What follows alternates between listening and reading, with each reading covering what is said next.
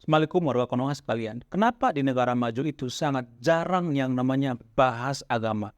Kenapa di negara maju itu mereka tidak peduli yang namanya agama? Kenapa di negara maju itu mereka sangat benci yang namanya agama?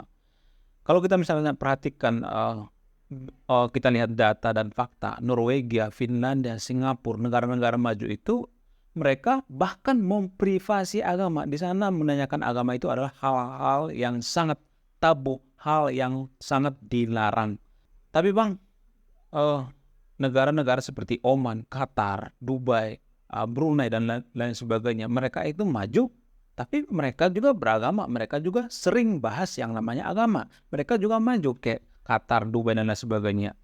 Jadi Qatar, Dubai, Oman dan lain sebagainya itu bukan negara maju ya. Ini sangat sering ya kalau saya bikin video di TikTok atau di mana sangat sering salah kaprah membedakan antara negara maju dengan negara kaya. Jadi Qatar, Dubai, Oman itu adalah negara kaya guys, bukan negara maju gitu. Jadi apa perbedaan yang paling signifikan antara negara maju dengan negara kaya?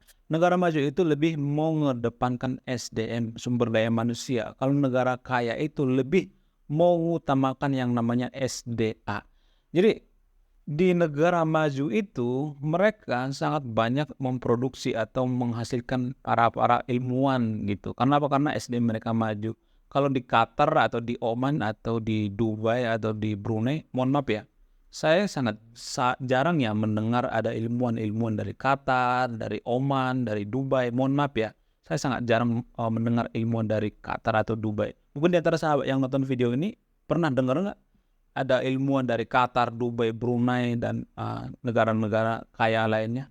Ada pernah mendengar nggak? Kalau ada, tolong tulis di kolom komen ya. Siapa tahu saya atau data saya yang salah. Tapi Bang, Indonesia adalah negara kaya, sama seperti Oman, Qatar, Brunei, dan lain sebagainya. Kalau kita lihat data atau fakta, ini sangat sering ya, ada kekeliruan ya. Kalau kita lihat data dan fakta, Indonesia itu tidak masuk 10 besar negara terkaya SDA di dunia. Tidak masuk.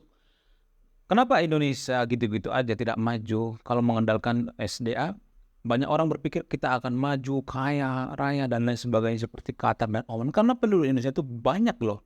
Jadi kalau misalnya dibagi-bagi juga pasti habis kan, kekayaan alam itu pasti habis gitu. Jadi tidak berbanding terbalik kalau Qatar, Oman itu atau Brunei itu penduduknya kan dikit gitu, nggak terlalu banyak. Jadi mereka itu jauh lebih kaya secara SDA daripada Indonesia, karena Indonesia itu yang membaginya itu banyak gitu. Di Indonesia juga banyak korupsi sih sebenarnya. Nah, kembali ke awal tadi, kenapa di negara maju itu jarang membahas yang namanya agama? Kenapa di negara maju itu mereka tidak peduli yang namanya agama? Kenapa di negara maju itu sangat ditabukan membahas agama? Apakah mereka itu tidak pede dengan agama mereka? Apakah mereka itu sangat membenci yang namanya agama? Kencangkan sabut pengaman, kita akan mulai sebentar lagi. Kalau kita bahas agama di negara maju itu, maka negara maju itu akan berprinsip dan berpikir bahwa jangan bahas agama di depanku.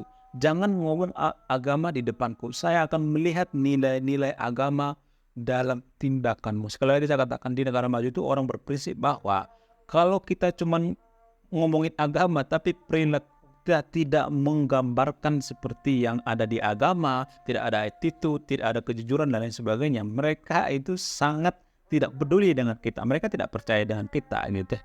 Jadi beda jauh dengan di Konoha misalnya. Di Konoha itu ya terkenal dengan negara yang paling percaya yang namanya Tuhan, paling rajin ibadah gitu, si paling percaya Tuhan dan si paling rajin ibadah. Yang gak jadi masalah sih kalau rajin ibadah, tapi yang jadi permasalahan ini nih, yang jadi permasalahan, habis ngibadah mereka warga di Konoha itu lanjut ngeslot gitu, lanjut cakap kotor di medsos gitu, lanjut ngebully gitu, lanjut malak gitu, lanjut pungli, lanjut bohong dan lain sebagainya. Jadi agama itu seakan-akan ya, seakan-akan cuman simbol doang gitu.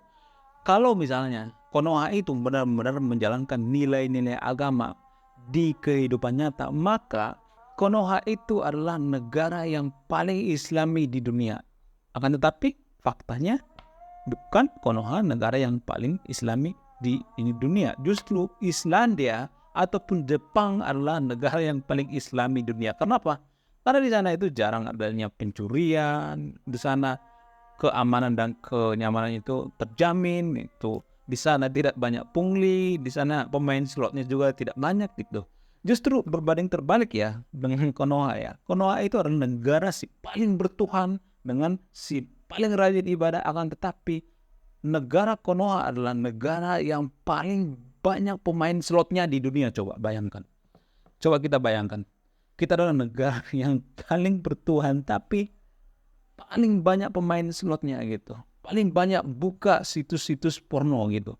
Paling banyak netizennya yang ngomongin tidak sopan di media sosial gitu. Netizen Indonesia itu atau netizen Konoha itu adalah netizen yang paling tidak sopan di media sosial. Bagaimana mungkin kita mengatakan bahwa kita beragama tapi kelakuan kita itu macam setan gitu.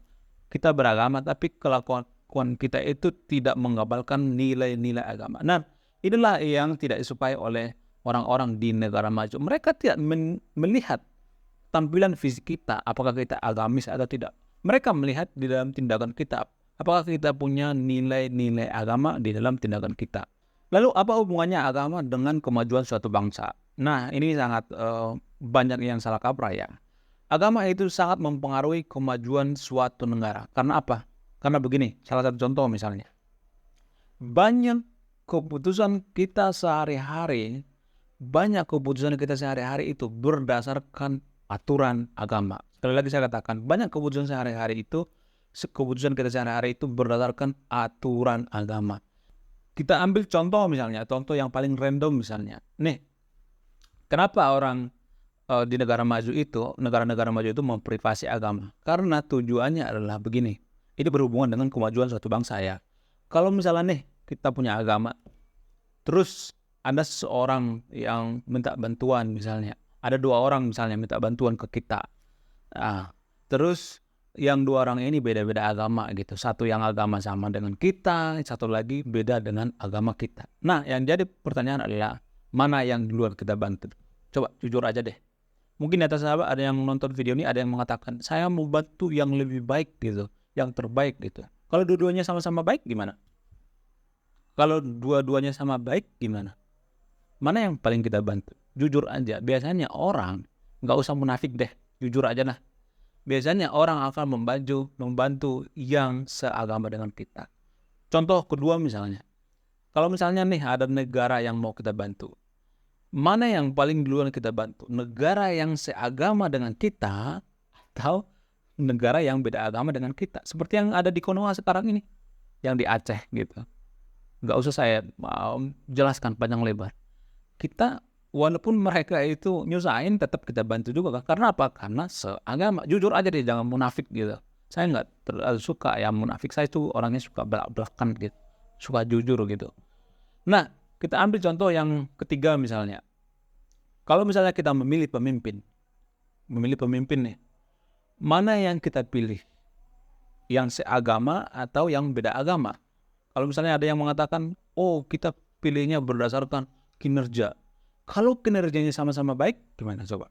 Kalau misalnya dua-duanya nih, sama-sama baik kinerjanya, mana yang kita pilih? 99% orang akan memilih yang seagama. Jujur aja deh, jujur, gak usah munafik deh gitu.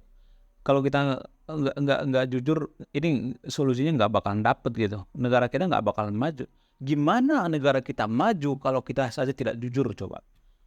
Nggak ada satupun negara maju di dunia ini negara yang sering berbohong gitu, nggak jujur gitu. Karena apa? Karena bagaimana orang mau investasi di negara kita kalau kita tidak jujur? Jadi kejujuran itu hal yang paling dibutuhkan untuk menjadi negara maju.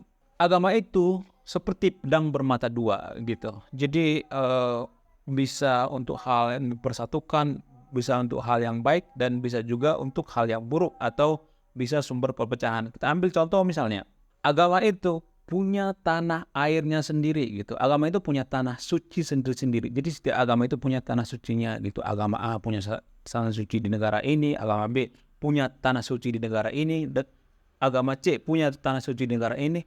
Jadi kalau misalnya ada orang beragama tinggal di Konoha, dia punya dua tanah air gitu.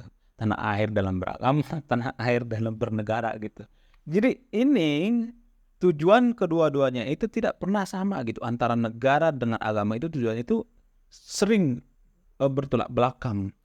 Bahkan sangat kontradiktif ya tujuannya masing-masing. Lagu kebangsaannya juga beda-beda, negara itu lagu kebangsaannya beda, agama juga lagu kebangsaannya beda, tujuannya beda.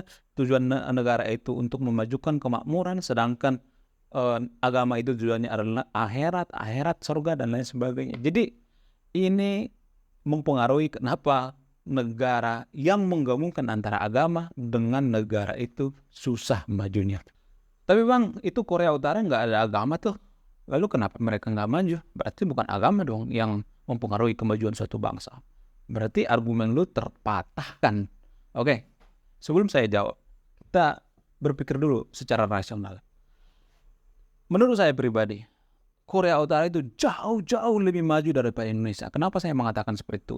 Kalau kita misalnya lihat di bidang pemberantasan korupsi, saya tidak pernah melihat di Korea Utara itu korupsi sampai 200 triliun. Kenapa?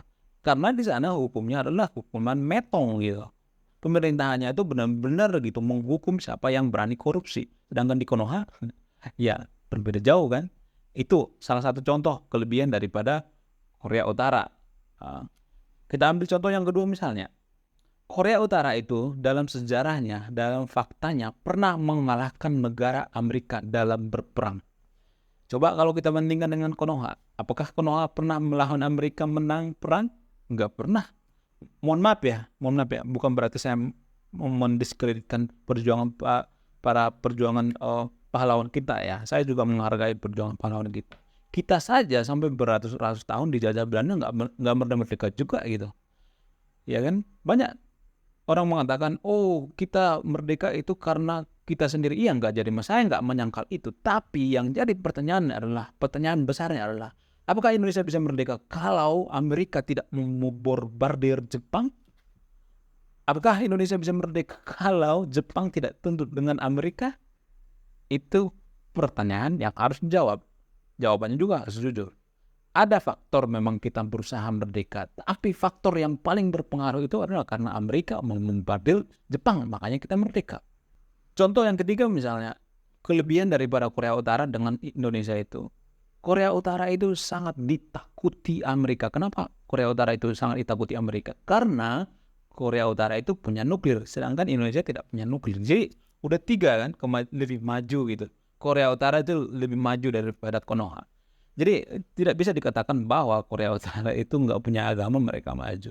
Justru menurut saya mereka itu lebih maju, lebih mandiri gitu. Mereka tidak bergantung sama orang lain. Mereka mau bangun yayasan juga nggak pernah minta-minta di jalan gitu. Mereka dibiayai sama pemerintah. Mereka mandiri gitu. Apapun keluh kesah mereka itu, mereka tidak pernah ngemis kepada negara lain. Oke?